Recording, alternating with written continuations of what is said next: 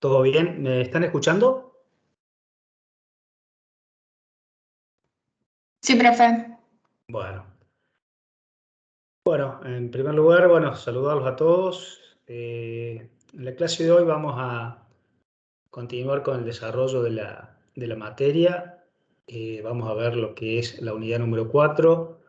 Y en esta parte de la materia se va a estudiar lo que se llama la extinción de las obligaciones o el momento en que este derecho patrimonial se extingue a través de los distintos modos que prevé el código para que se produzca tal efecto.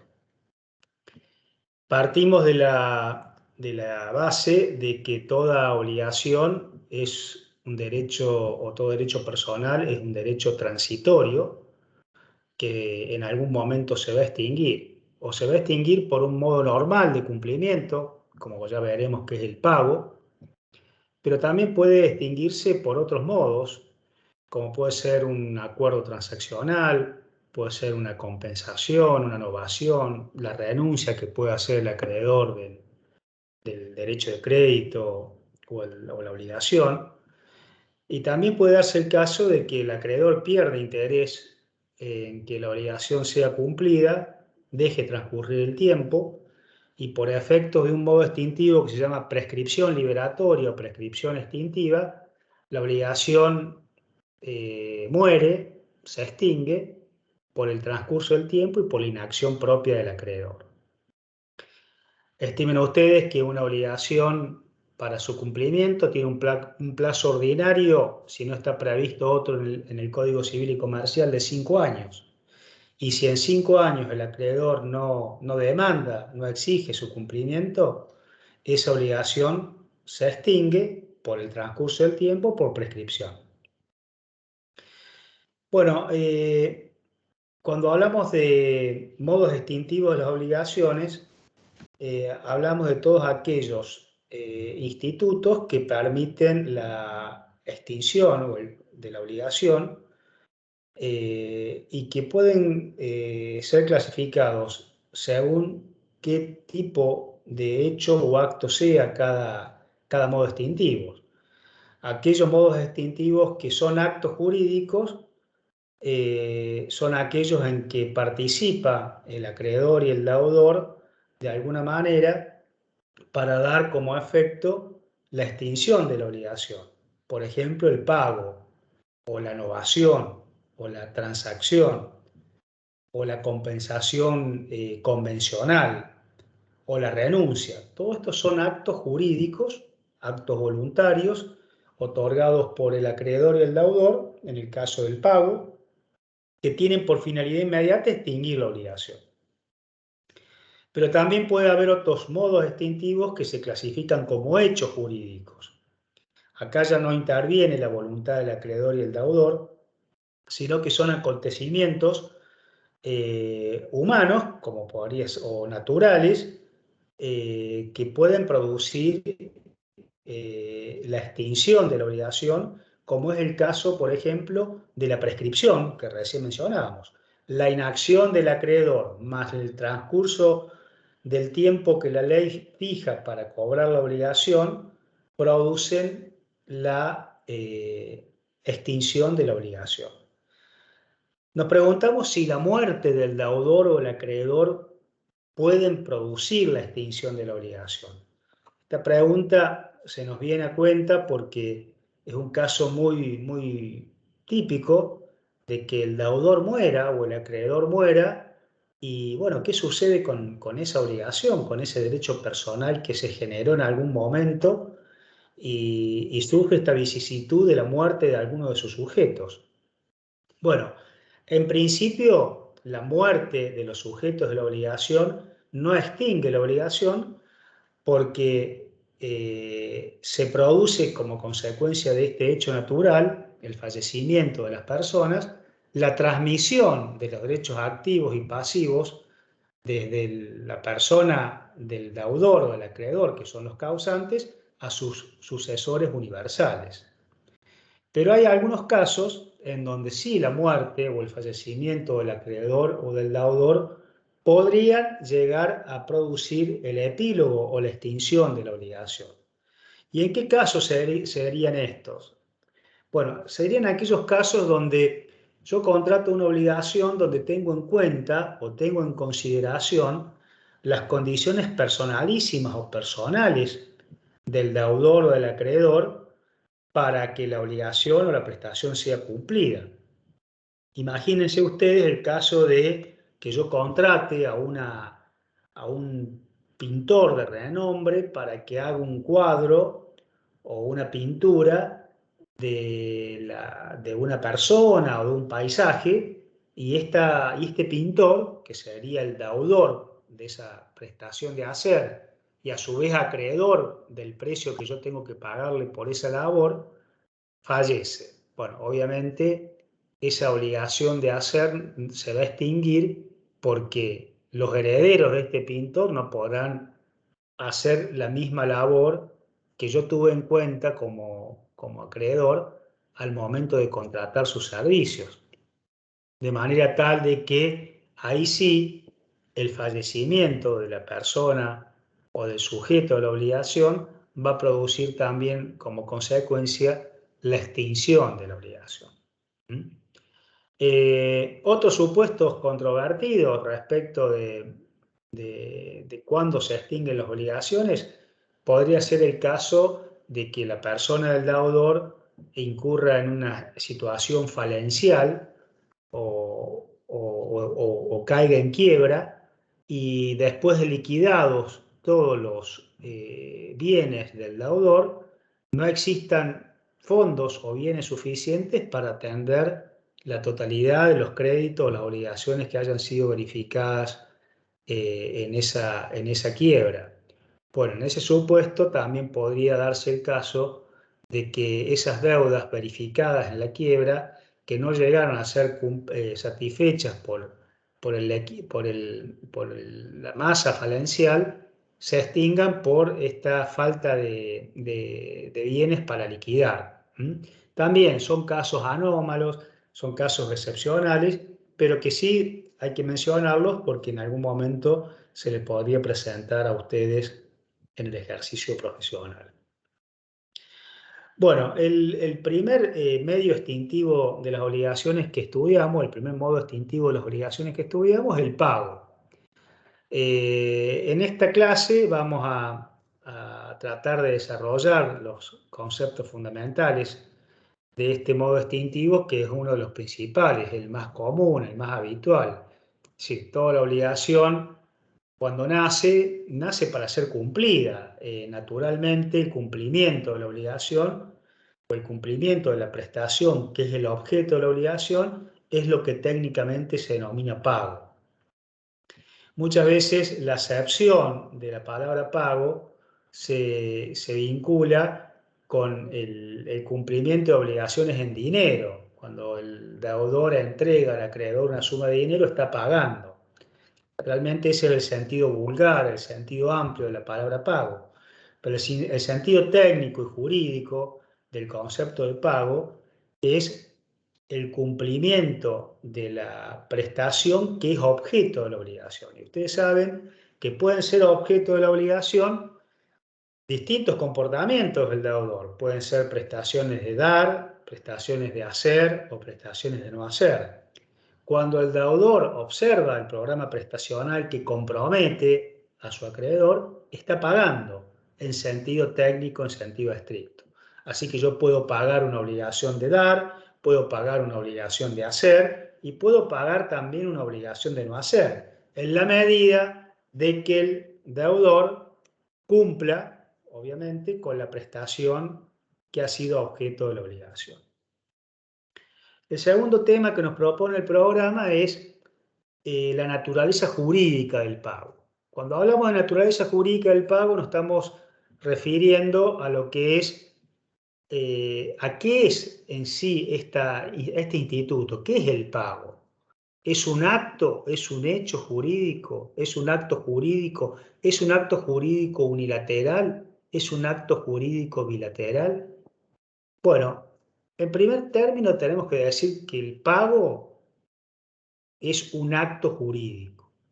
es un acto jurídico voluntario que intervienen dos personas o por lo menos una persona, que es la persona del deudor.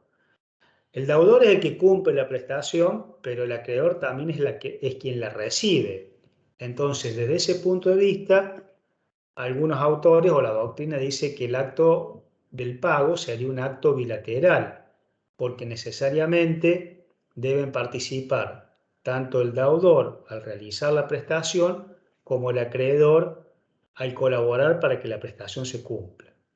Esa es una de las doctrinas o las tesis que trata de explicar la naturaleza jurídica del pago, el pago como acto jurídico bilateral.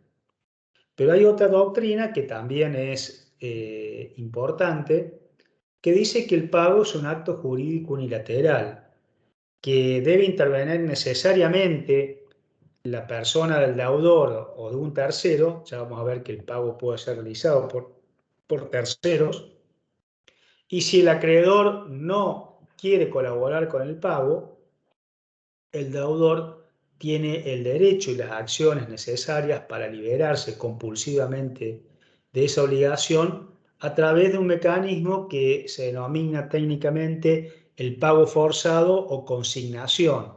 Esta consignación es el cumplimiento forzado de la obligación que realiza el deudor acudiendo a la vía extrajudicial o judicial, depositando ante el juzgado lo que le debe al acreedor para poder liberarse sin la necesidad de que el acreedor reciba la prestación.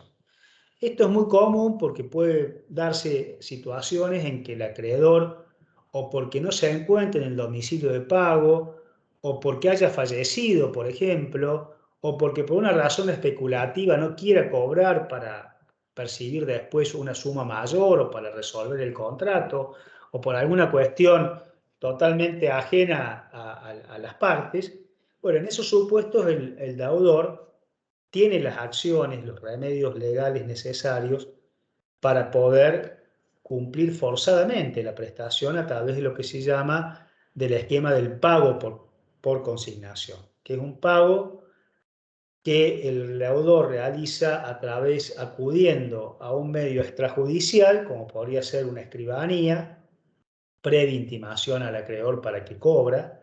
Esto es propio de las obligaciones que tienen por objeto suma de dinero, o acudiendo a sede judicial mediante un depósito judicial de lo que debe al acreedor, para que sea el juez el que dictamine mediante una sentencia que ese pago que realizó fue un pago correcto, que respetó los requisitos de identidad, de integridad, de temporalidad y espacialidad para liberarlo al deudor de esa obligación. Entonces, un poco resumiendo esta cuestión de la naturaleza jurídica del pago, podemos decir que hay dos doctrinas: aquellos que dicen que el pago es un acto jurídico bilateral, donde deben necesariamente intervenir acreedor y deudor, y los que sostienen que el pago es un acto jurídico unilateral, donde necesariamente el sujeto que paga debe estar presente, porque en caso de resistencia o negativa o ausencia del acreedor, ese pago lo mismo puede ser realizado por los mecanismos extrajudiciales o judiciales que el ordenamiento jurídico contempla para que el deudor pueda liberarse. Nuestro código se ha enrolado en la teoría de que el pago como tal es un acto jurídico. Y tanto es así que en sus disposiciones, en el artículo 866, nos dice que las reglas de los actos jurídicos se aplican al pago con sujeción a las disposiciones del capítulo de pago, que está en el capítulo cuarto del título primero del Código Civil, a partir del artículo 865 y siguientes de este cuerpo legal. Todo lo relativo al pago, tanto a su cumplimiento, a los sujetos, al objeto, al tiempo de pago, al lugar de pago, como la imputación de pago, está perfectamente regulado en los artículos 865 a 920 del Código Civil y Comercial. En todo ese articulado ustedes van a poder estudiar lo que se denomina técnicamente el régimen legal del pago. Bueno, en cuanto al objeto del pago, decimos que cuando el objeto del pago es la prestación. ¿Y qué requisitos debe reunir la prestación cumplida por el deudor para configurar un pago? Bueno, debe reunir los requisitos de identidad, de integridad, de puntualidad y localización. Es decir, cuando el deudor cumple, lo primero que tiene que cumplir el deudor es darle al acreedor la misma e idéntica prestación que se comprometió al acreedor. Es decir, si yo me comprometo a entregarle al acreedor una cosa cierta, debo entregar esa cosa con todos sus accesorios conforme le identifiqué en el contrato o en el título de la obligación. Es decir, nadie está obligada a recibir una cosa distinta o diferente o diversa a la que las partes estipularon en el contrato o en el título de la obligación.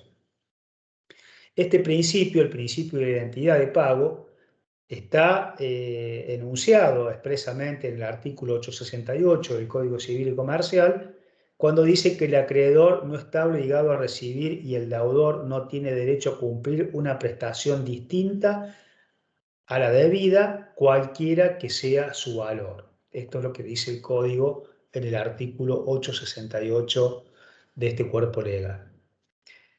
En definitiva, cuando yo me cumplo con la prestación o cuando yo pago una obligación, debo entregarle o debo darle al acreedor aquello que yo me comprometí en el contrato. Si yo me comprometo a entregar un inmueble ubicado en el domicilio de calle San Martín al 225, que tiene 300 metros cuadrados, no puedo dejar de cumplir esa prestación observando lo que yo me comprometí, el objeto de esa obligación comprometida.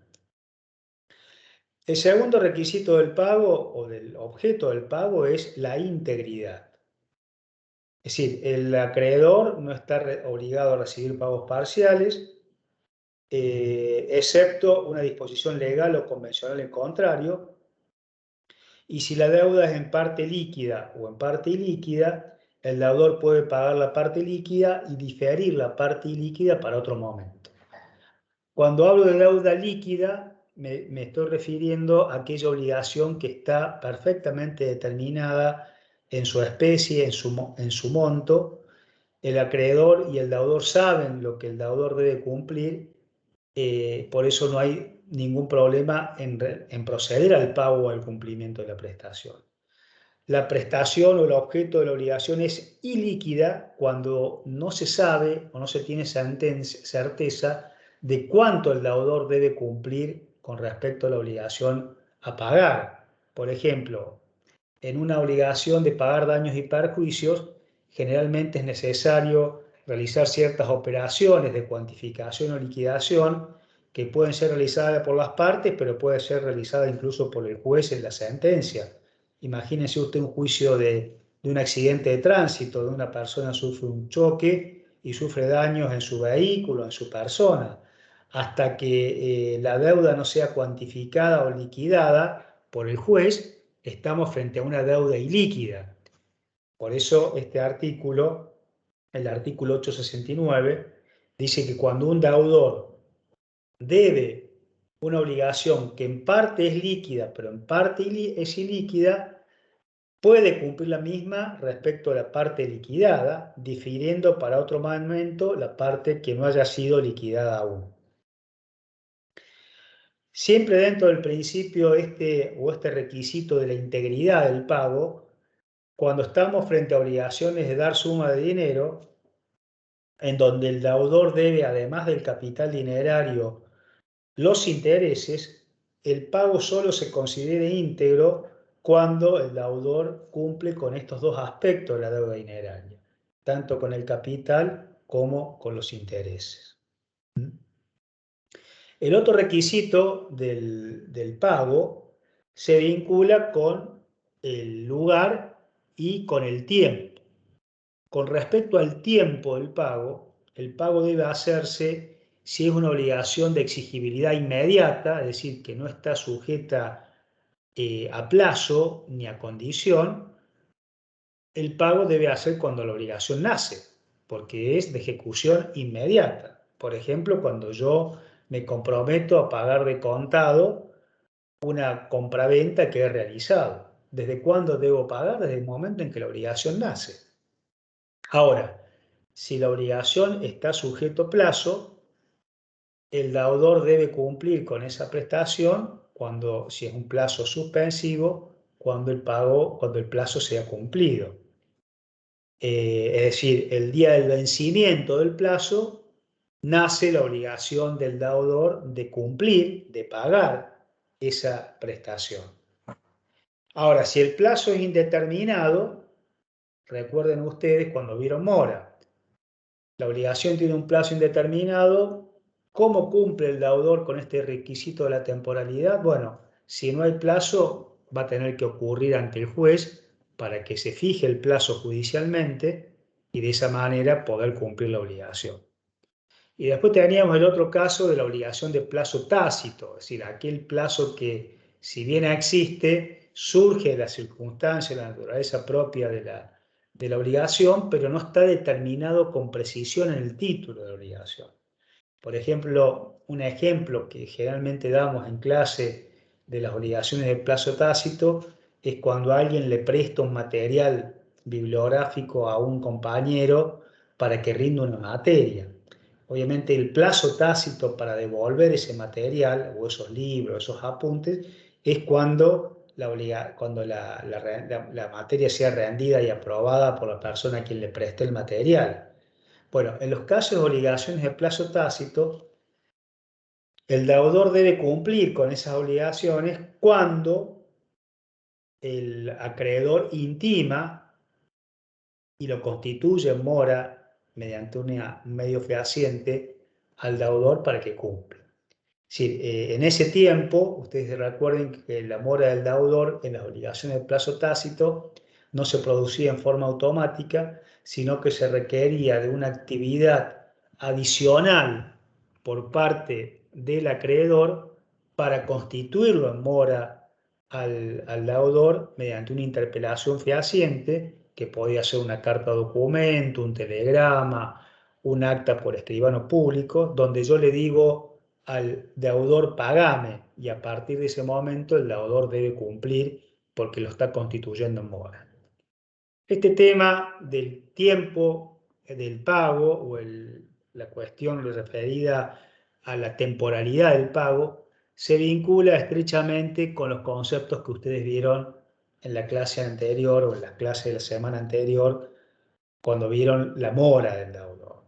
Entonces, cuando la obligación es de exigibilidad inmediata, el pago debe ser al momento de nacer la obligación; cuando es a plazo, al momento del vencimiento del plazo; cuando es a plazo tácito, cuando el acreedor interpela al deudor para que cumpla; y cuando es de plazo indeterminado, bueno, ahí sí es necesario esperar que el juez fije el momento en que el deudor deba cumplir para que éste pague la obligación de que se trate.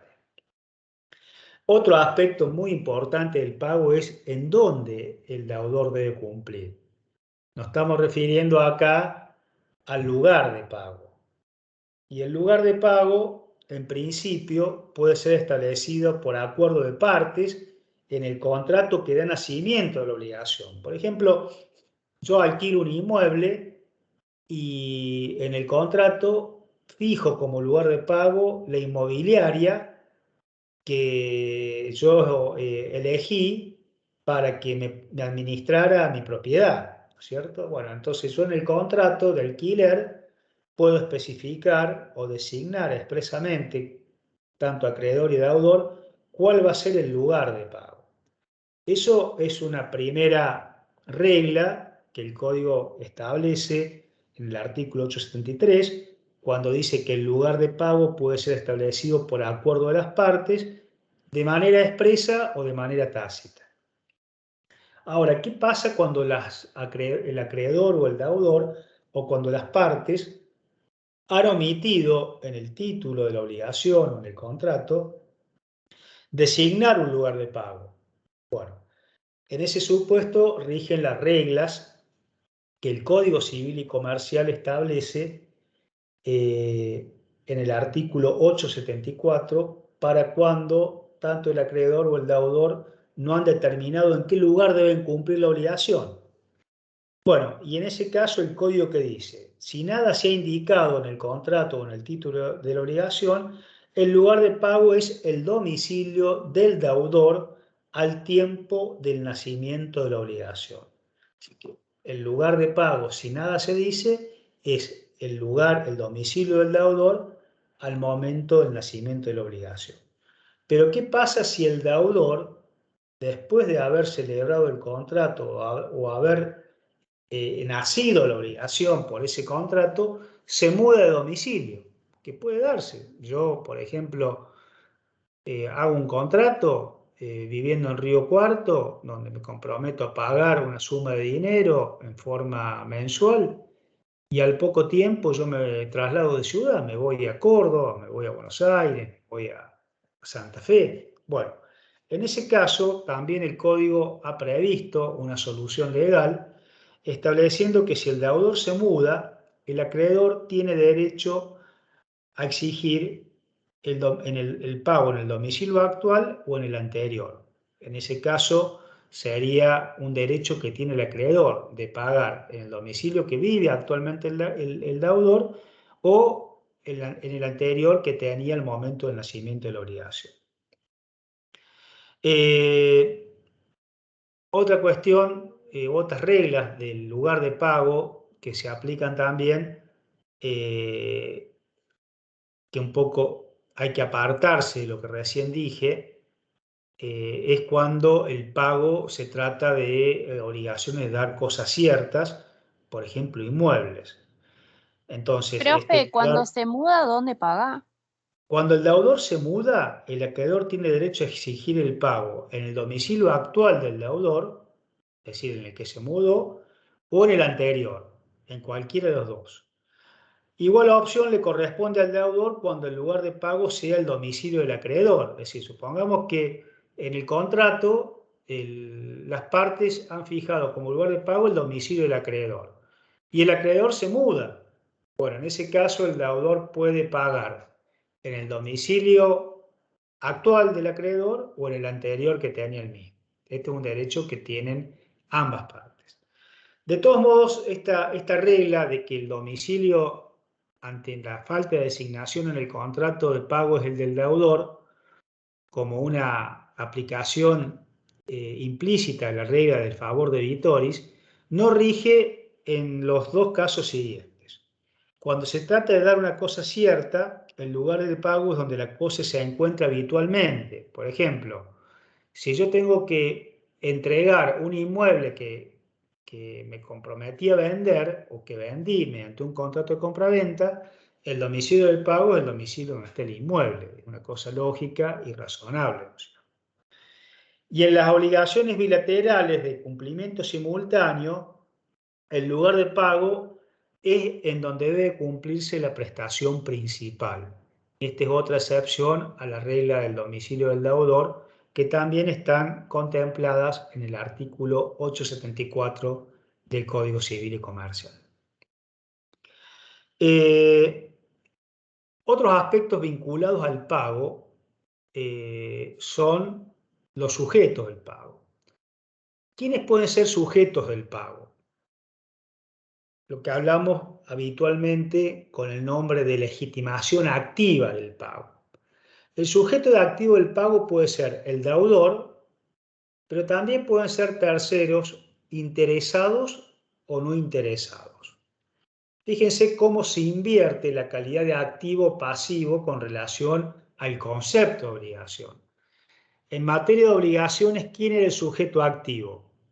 El acreedor. ¿Quién era el sujeto pasivo? El deudor. En materia de pago, ¿quién es el sujeto activo? El sujeto activo es el que paga, lo que técnicamente se llama solvens. y puede ser solvens o sujeto pagador, el deudor, terceros, y estos terceros pueden ser interesados o no interesados. ¿Y cómo se llama el que recibe el pago? Es el sujeto pasivo del pago, que se llama técnicamente accipiens, que es una palabra que proviene del latín, y pueden ser sujetos pasivos del pago, el acreedor, pero también pueden ser terceros que están autorizados a recibir el pago o terceros que son aparentemente acreedores y por el principio de buena fe el ordenamiento jurídico va a reputar como válido ese pago a esos acreedores aparentes. Bueno, vamos a ver cómo se regula en el Código Civil y Comercial todo lo vinculado a los sujetos del pago. Esto está contenido en el artículo 879 en adelante del Código. El 879 nos habla de la legitimación activa, del sujeto activo del pago, cuando nos dice que el deudor tiene el derecho de pagar. Si hay varios deudores, el derecho de pagar de cada uno de ellos se rige por las disposiciones correspondientes a la categoría de su obligación. Y en esto nos remitimos a las obligaciones del sujeto plural. Cuando hay obligaciones simplemente mancomunadas o obligaciones solidarias. En las obligaciones de sujeto plural solidario, cualquier codeudor puede pagar la totalidad de la prestación. Pero en las obligaciones de sujeto plural simplemente mancomunadas, como el vínculo jurídico se divide en tantas partes como sujetos haya, cada codeudor está obligado a pagar su parte, no la totalidad de la prestación, como en el caso de las solidarias. ¿Qué efectos produce el pago realizado por el deudor, es decir, por el titular de la deuda? Bueno, el pago realizado por el deudor y que satisface el interés del acreedor extingue la obligación.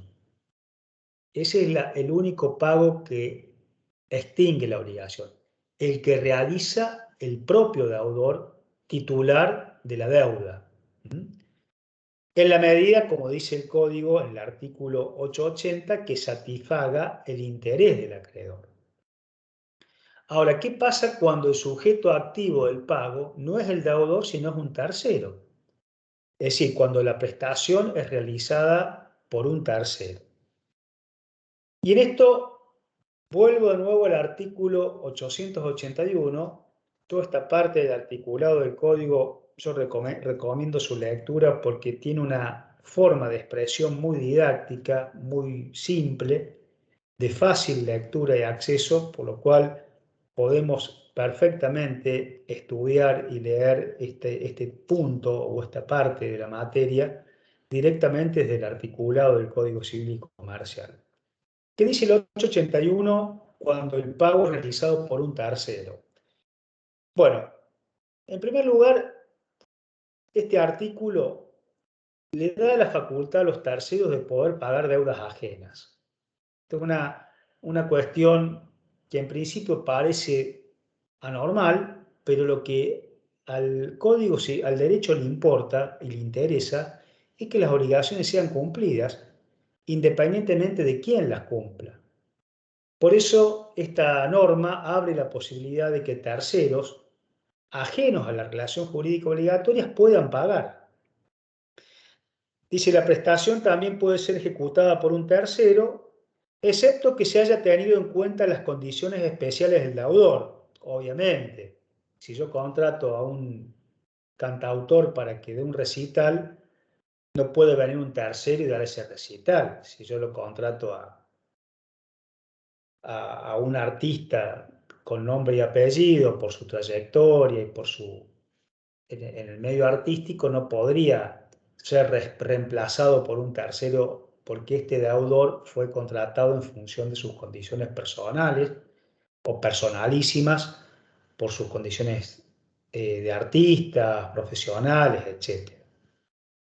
Pero si no es este el caso, cualquier prestación fungible podría ser cumplida por un tercero. Dar dinero, realizar una obligación de hacer fungible, puede ser cumplida por un tercero. En ese caso, si no hay oposición conjunta por parte del acreedor y el deudor, esa obligación puede ser cumplida por el tercero, y en ese caso el tercero que paga una deuda ajena podrá recuperar del deudor originario por distintos medios o acciones que el ordenamiento jurídico le reconoce. Pero la particularidad que tiene la ejecución o el pago realizado por un tercero es que no extingue la obligación, sino que modifica la misma, porque a partir de que se produzca el pago por el tercero va a ocupar, por una cuestión de subrogación, el lugar que tenía el acreedor para poder recuperar lo pagado al acreedor. No sé si me explico. Viene un tercero y paga una deuda ajena. ¿La obligación se extingue? No, no se extingue. Se va a transmitir al tercero que pagó para que este tercero pueda recuperar lo que ha pagado respecto de su deudor. Puede haber terceros que son interesados o puede haber terceros que son no interesados. Los terceros interesados decimos que son aquellas personas que de alguna medida la obligación los va a afectar frente a su incumplimiento. Por ejemplo, siempre ponemos o citamos como ejemplo de un pago realizado por un tercero interesado el pago que hace el fiador o el garante de una obligación principal. ¿Por qué es un tercero interesado el garante o el fiador? Porque si no cumple el deudor, el acreedor va a ir contra el patrimonio del garante. Entonces, el fiador o el garante, antes de que el acreedor le inicie el juicio, va y cumple con la deuda de su deudor, pero esa deuda no se extingue por ese pago realizado por el fiador. ¿Por qué? Porque el fiador, al pagar la deuda ajena, se va a colocar o se le van a transmitir de pleno derecho todos los derechos que tenía el acreedor para que después pueda recuperar del deudor principal lo que desembolsó para poder desinteresar al acreedor. Por eso decimos que el pago que realiza el tercero no extingue la obligación, sino que modifica la misma cambiando el sujeto. El tercero va a ocupar el lugar del acreedor para poder después cobrarle al deudor originario la deuda ajena que pagó este tercero. De todos modos, puede darse el caso de que un tercero pague una deuda ajena por indicación del deudor, actuando como mandatario, o lo haga por una gestión de negocios ajenos,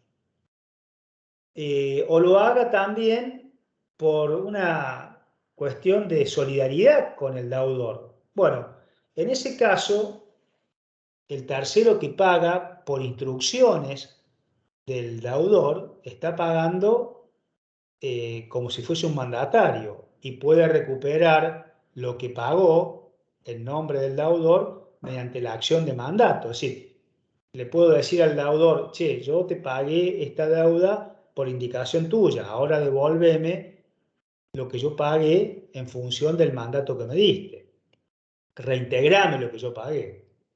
También puede darse el caso de que, por ejemplo, a mi vecino se le rompe un caño de agua.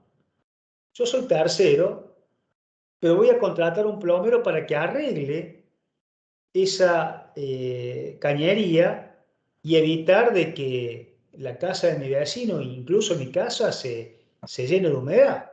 Bueno, en ese caso yo estoy actuando como un gestor de negocios ajenos.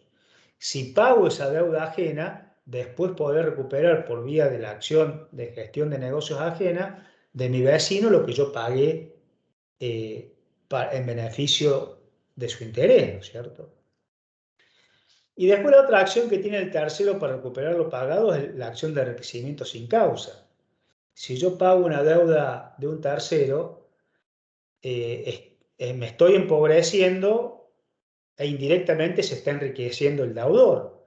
Por la acción de enriquecimiento sin causa yo podría también recuperar lo que pagué a favor de ese deudor y de esa manera también recomponer mi patrimonio. Los terceros pueden pagar deudas ajenas, salvo el caso en que haya una oposición expresa del deudor y el acreedor, el tercero no interesado en ese supuesto no tiene derecho de pagar. ¿Qué significa eso? Si el acreedor y el deudor de la obligación se oponen que a un tercero pague una deuda, en ese caso el tercero no tendría derecho de pagar.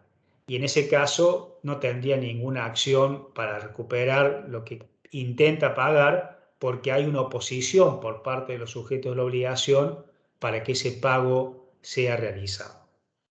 Bueno, todas estas reglas están enunciadas en el artículo 881 y 882 del Código Civil y Comercial. El 881 nos enseña que la prestación puede ser ejecutada por un tercero, excepto que haya tenido en cuenta las condiciones especiales del deudor o hubiera oposición conjunta del acreedor y del deudor. Tercero interesado es la persona a quien el incumplimiento del deudor puede causar un menoscabo patrimonial y puede pagar contra la oposición individual o conjunta del acreedor y del deudor. Supongamos que un fiador sabe que el deudor no va a cumplir y quiere pagar. Aun cuando se oponga el acreedor y el deudor, el mismo tiene derecho, este tercero interesado tiene derecho de pagar y de esa manera salir del riesgo de que después el acreedor le ejecute la obligación como garante.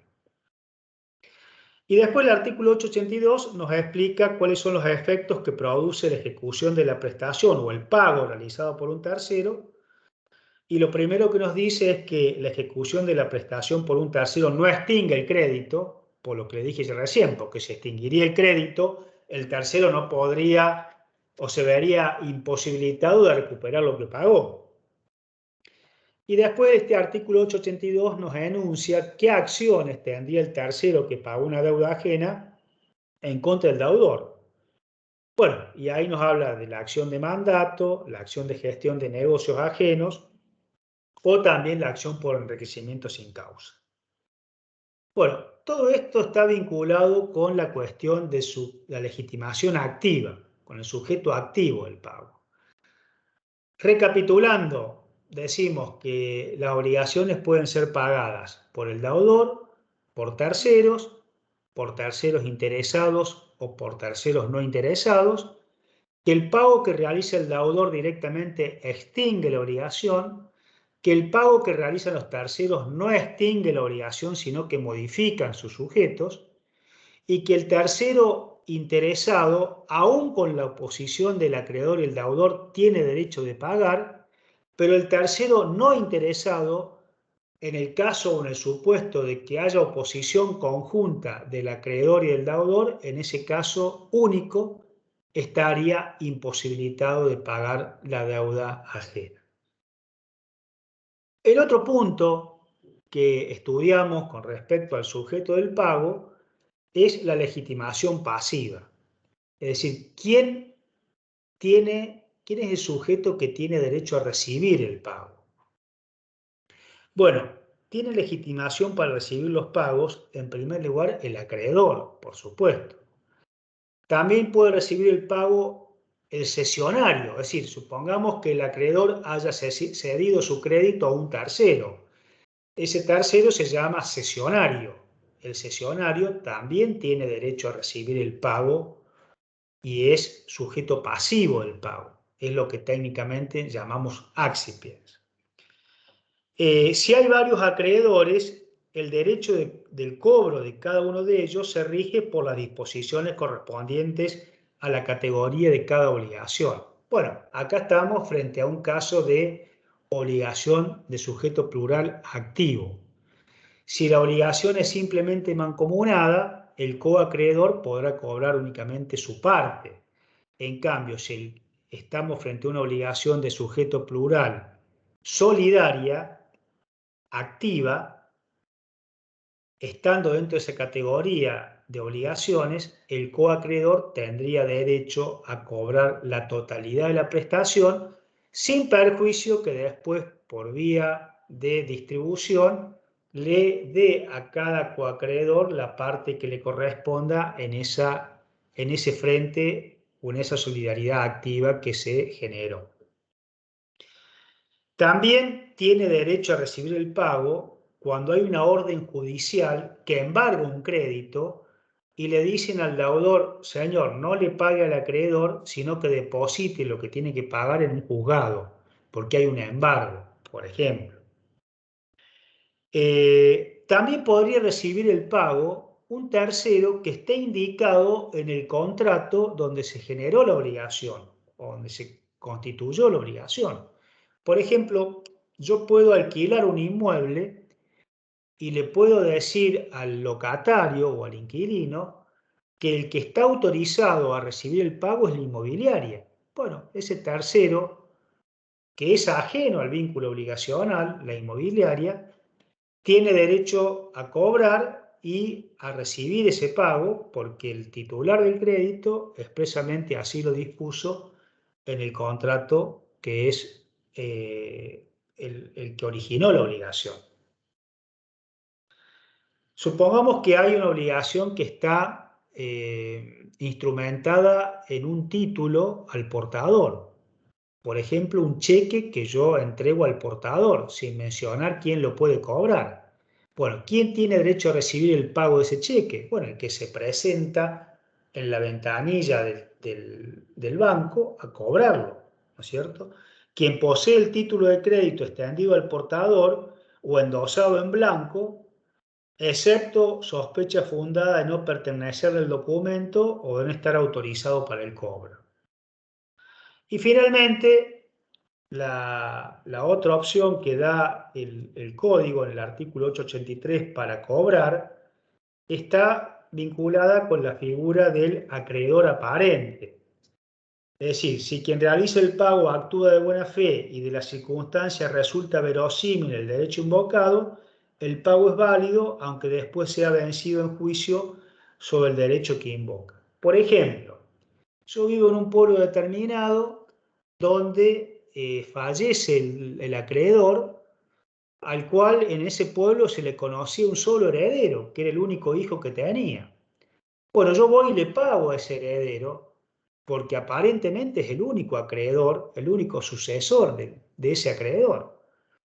Hago ese pago, lo hago de buena fe, el acreedor me da el recibo y al tiempo aparece otro heredero, supongamos un hijo no reconocido, que es reconocido judicialmente y después quiere venir a cobrar el mismo crédito que ya había sido pagado. Bueno, el pago que yo le hice a ese acreedor aparente, obviamente a mí me libera como deudor, sin perjuicio de que el acreedor aparente que cobró tendrá que rendir cuentas o darle la parte que le corresponda al acreedor genuino que fue reconocido después en un juicio de filiación como hijo del causante y que hasta el momento no tenía ese título o esa legitimidad para poder cobrar.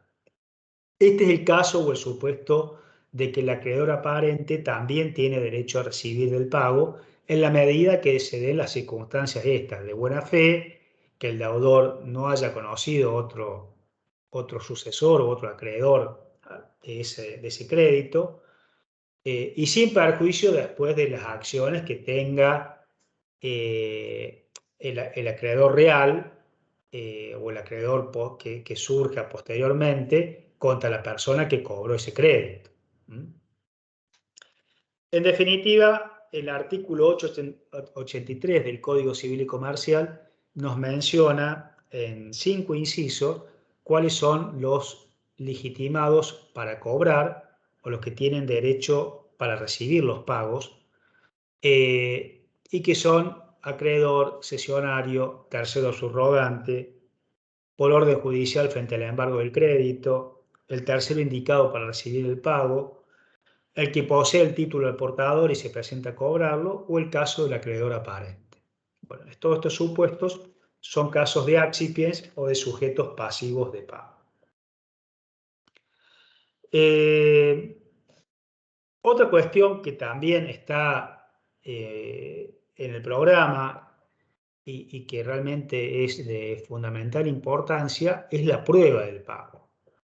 La prueba del pago reviste una importancia significativa porque es la que le permite o es el instrumento que tiene el deudor para acreditar que ha cumplido con la prestación y para evitar que en el futuro el acreedor o sus sucesores vuelvan a cobrar una obligación que ya fue pagada. Entonces, la prueba del pago es fundamental y es un tema, un capítulo que ha sido expresamente legislado también en el Código Civil y Comercial a partir del artículo 894. Bueno, ¿a quién le corresponde probar el pago? A quien lo hace. Si yo digo que cumplí la obligación, el deudor o el tercero tiene que cumplir mediante un instrumento público o privado de que la obligación ha sido cumplida. En las obligaciones de dar y de hacer, quien invoca el pago tiene el deber de probarlo, que ha pagado. En las obligaciones de no hacer, le pesa al acreedor la prueba de que la obligación ha sido incumplida. Acá se invierte. En las de dar y de hacer, quien invoca el pago es el que está obligado a probar que pagó, y en las obligaciones de no hacer, quien invoque el incumplimiento de la obligación negativa tiene la obligación o el deber de probar ese incumplimiento. El pago puede ser probado por cualquier medio de prueba, excepto que haya una ley o una estipulación en contrario que haya previsto el empleo de un modo determinado o con ciertas formalidades para acreditar ese pago. La prueba del pago, la prueba por antonomasia del pago es el recibo. El recibo es un instrumento público o privado en donde el acreedor reconoce que el deudor cumplió, en donde el acreedor reconoce haber recibido la prestación, ya sea del deudor o de un tercero, porque ya dijimos que el tercero podía también pagar.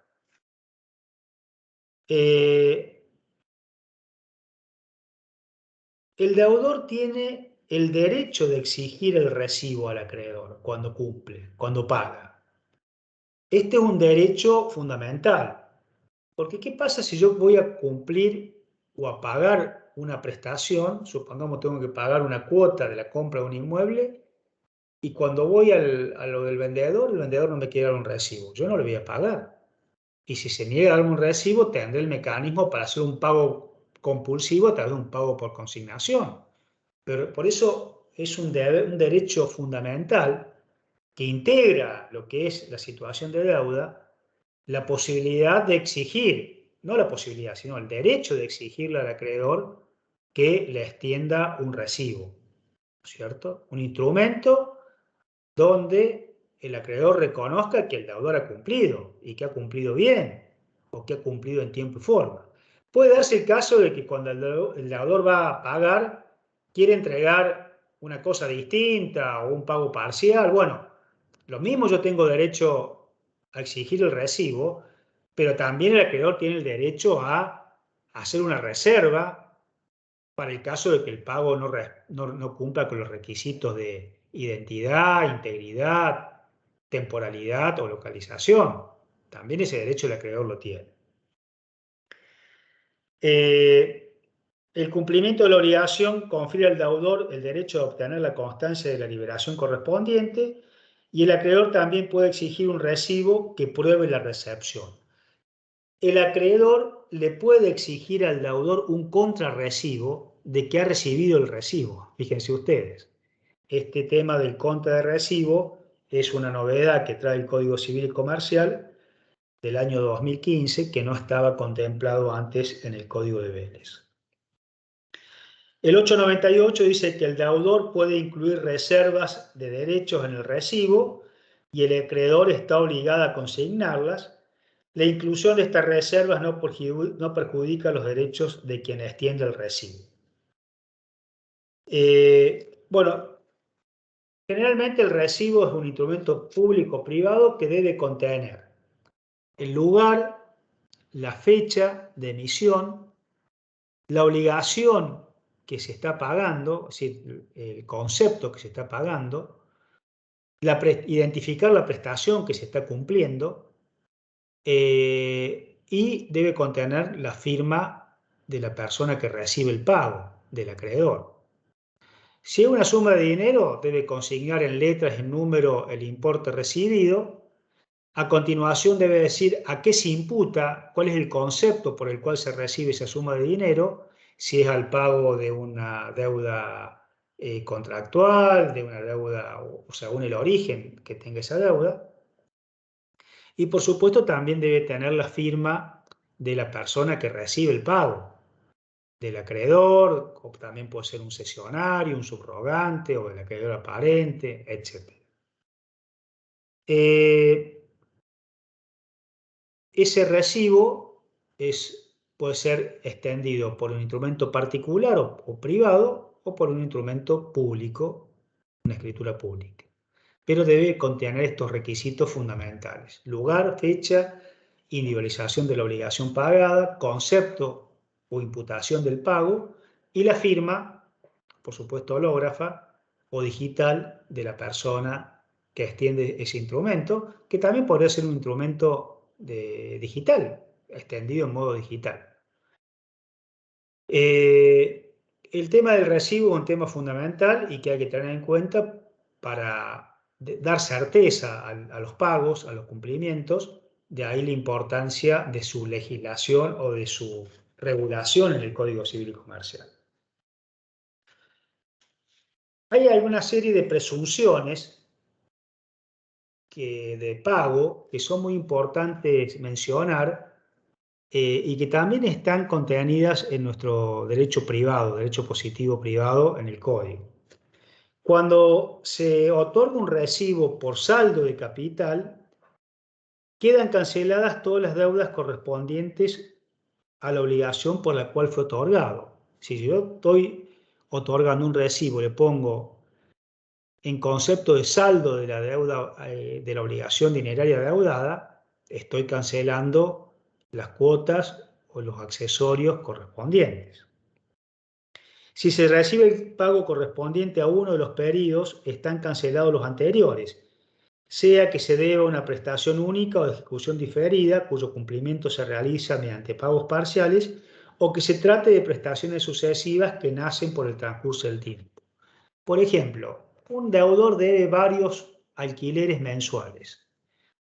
Si el acreedor me otorga un recibo por el último mes, la ley presume que los anteriores están pagados. Eso es lo que nos está diciendo acá el código cuando legisla estas presunciones. Si se extiende un recibo por el pago de la prestación principal, por aplicación de las reglas de la accesoriedad, se presumen que los accesorios están extinguidos. Si yo doy un recibo por capital y no hago reserva a los intereses, se presume que los intereses también fueron pagados. Si se debe daño moratorio y al recibir el pago el acreedor no hace reserva a su respecto, la deuda por este daño también está extinguida. Todas estas son presunciones relativas del pago, porque se admite prueba en contrario de que estas cuestiones que se presumen extinguidas no lo hayan estado. Por eso hablamos de presunciones relativas del pago. El caso más común es cuando el acreedor otorga un recibo, una deuda dineraria por capital y no hace reserva a los intereses. Se presume que los intereses están extinguidos. O este caso que dije recién de los alquileres periódicos, en donde el acreedor me da un recibo por el último mes sin decir nada respecto a los meses anteriores. La ley presume, salvo prueba en contrario, de que los meses anteriores también fueron cancelados. Igual con el daño moratorio, en una obligación en mora, el acreedor me da un recibo por la prestación principal, aun cuando haya sido cumplida fuera de término, y no hace reserva del daño moratorio. Se presume, salvo prueba en contrario, que ese daño moratorio está extinguido. El quinto punto que vemos en la unidad es la imputación de pago. La imputación de pago se da cuando un deudor tiene varias obligaciones, varias deudas con un mismo acreedor de la misma naturaleza, pero el pago que va a realizar no alcanza a cubrir ninguna de estas prestaciones o obligaciones que adeuda. Por ejemplo, un deudor debe 100.000 pesos al acreedor, a Pedro, por un préstamo, debe 30.000 pesos por alquileres al mismo acreedor y debe 5.000 pesos por una venta de algún bien. Y tiene 1.000 pesos para alquilar, es decir, no alcanza a cubrir lo que tiene para pagar ninguna de las prestaciones, ninguna de las obligaciones adeudadas. Bueno, en ese caso, la ley prevé una serie de reglas que se llaman reglas de imputación de pago, que nos permiten determinar a qué deuda voy a realizar ese pago parcial que yo puedo realizar. En primer lugar, el derecho a imputar el pago lo tiene el deudor. Si no lo hace el deudor, lo tiene el acreedor, y si no lo hace el acreedor ni el deudor, será el juez, a través de la imputación legal de pago, quien determine o elija a qué deuda se va a aplicar el pago parcial o insuficiente que realice un deudor. Este tema de la imputación de pago, o estas reglas de la imputación de pago, están contenidas en 4 artículos, los artículos 900, 901, 902 y 903 del Código Civil y Comercial. El 900 dice que si las obligaciones para con un solo acreedor tienen por objeto prestaciones de la misma naturaleza, cuando hablamos de prestaciones de la misma naturaleza deben ser del mismo objeto, deben ser todas deudas dinerarias o todas deudas que tengan por objeto, por ejemplo, cantidad de cosas homogéneas. El deudor tiene la facultad de declarar al tiempo de hacer el pago por cuál de ellas debe entenderse que lo hace. La elección no puede ser arbitraria. Alumnos, el deudor tiene derecho a elegir a qué deuda imputar el pago parcial, pero observando reglas que el propio Código Civil y Comercial dice. La elección debe recaer sobre deuda líquida y de plazo vencido. Primera regla. Si adeuda capital e intereses, el pago no puede imputarse a la deuda principal, es decir, al capital, sin el consentimiento del acreedor, porque si no, será imputada a intereses y luego a capital. ¿Qué pasa si el deudor no hace la imputación de pago? Si el deudor no imputa el pago, esa facultad de elegir el pago parcial se traslada al acreedor al momento de extender el recibo o de recibirlo. Debe imputarlo también a deudas líquidas y exigibles, es decir, vencidas. Una vez canceladas totalmente una o varias deudas, puede aplicar el saldo a la cancelación parcial de cualquiera de las otras. Y finalmente, si el deudor o el acreedor no realizan la imputación de pago, se hace lo que se llama técnicamente la imputación legal. Y esa imputación legal la termina haciendo el juez al momento de resolver el conflicto que haya entre el acreedor y el deudor. Se van a imputar primero a las deudas de plazo vencido, y dentro de la deuda de plazo vencido a la que sea más onerosa para el deudor. Y la onerosidad o no de una deuda estará dada, por ejemplo, por si lleva intereses, por si tiene garantías, entre otras cuestiones que se deben ponderar al momento de determinar la mayor o menor onerosidad de una obligación. Y cuando son todas igualmente onerosas, supongamos que todas las deudas tienen garantías o todas tienen intereses, el pago que haya realizado el deudor se distribuirá entre las deudas exigibles, vencidas y líquidas a prorrata, es decir, en partes iguales. Si el pago se hace a cuenta de capital e intereses y no se precisa su orden, se imputa en primer término intereses, a no ser que el acreedor haya dado un recibo por capital, porque ahí en ese caso rige la presunción que vimos recién, el recibo otorgado por capital sin hacer reserva de intereses hace o presume que los intereses están cancelados o extinguidos, salvo prueba en contrario. Bueno, estos son en prieta síntesis lo que son las reglas de imputación de pago, que repito, son aquellas reglas que se aplican para discernir frente a un pago parcial que pueda realizar el deudor, a qué deuda con un acreedor deba ser aplicado ese pago parcial. Bueno, vamos a dar por concluida, ya cumplimos la hora de clase de hoy con este punto, para dejar para las próximas clases los casos especiales de pago, el pago por subrogación, por la entrega de bienes a mejor fortuna y beneficio de competencia, dando un concepto de cada uno, para después entrar a los otros modos extintivos diversos al pago, como la compensación, la renuncia, la novación, la dación en pago, la imposibilidad de cumplimiento, la transacción. Y finalmente, el jueves nos dedicaremos únicamente a ver el tema de prescripción liberatoria o extintiva, que es el punto 4 y final de la unidad, y al cual le vamos a dar una clase específica por la importancia que tiene este tema también dentro de esta unidad. Yo les agradezco la atención que han tenido en el día de la fecha, bueno, por supuesto de haber participado de la clase. Y si hay alguna duda, por supuesto, estoy abierto a hablar con ustedes y a evacuarlas si es que existen o haya algo quedado poco claro de la clase dictada. Profe, tengo una duda yo.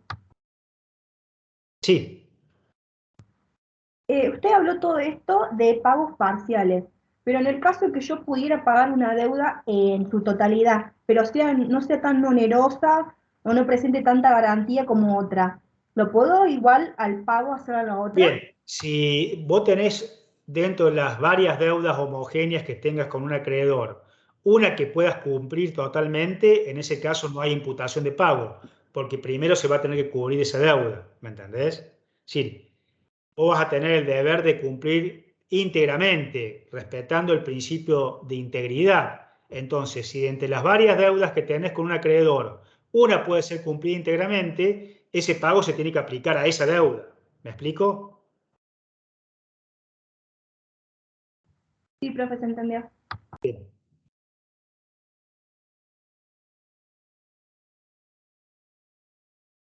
Bueno, acá en el chat me preguntan sobre algún PowerPoint. Les voy a subir un PowerPoint que tenemos de clases anteriores, que bueno, en esta clase no lo expusimos, fue oral toda la clase prácticamente, pero no hay problema, yo les dejo un apoyo didáctico con una herramienta o con un PowerPoint para que ustedes puedan guiarse en el estudio de esta parte de la asignatura.